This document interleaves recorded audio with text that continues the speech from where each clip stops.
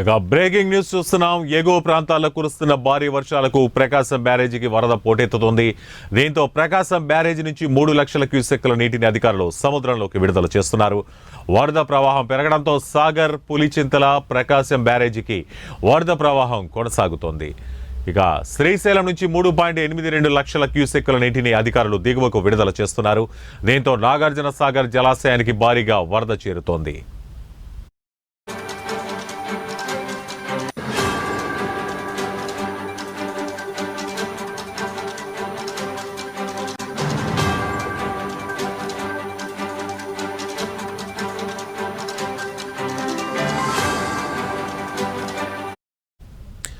సాగర్ జలాశయానికి 3.11 లక్షల క్యూసెక్కుల నీరు వస్తుండగా వచ్చిన నీటిని వచ్చినట్టు డ్యాంకు ఉన్న 26 క్రస్ట్ గేట్ల ద్వారా దిగువకు విడుదల చేస్తున్నారు. సాగర్ డ్యాం పూర్తి స్థాయి నీటి మట్టం 590 అడుగులు కాగా ప్రస్తుతం 889 అడుగులుగా ఉంది.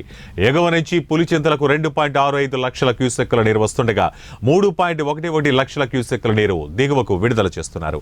పులిచింతలలో గరిష్ట నీటి నిల్వ 45.77 టీఎంసీలు కాగా ప్రస్తుతం 38.65 టీఎంసీలుగా ఉంది. పులిచింతల నుంచి వస్తున్న నీటిని ప్రకాశం బ్యారేజీకి మళ్లిస్తున్నారు. ప్రకాశం బ్యారేజీకి 3 లక్షల క్యూసెక్కుల నీరు వస్తుండగా అదే స్థాయిలో వరద నీటిని దిగువకు వదులుతున్నారు. డెల్టాలోని కాల్వలకు 11,000 క్యూసెక్కుల నీరు విడుదల చేస్తున్నారు.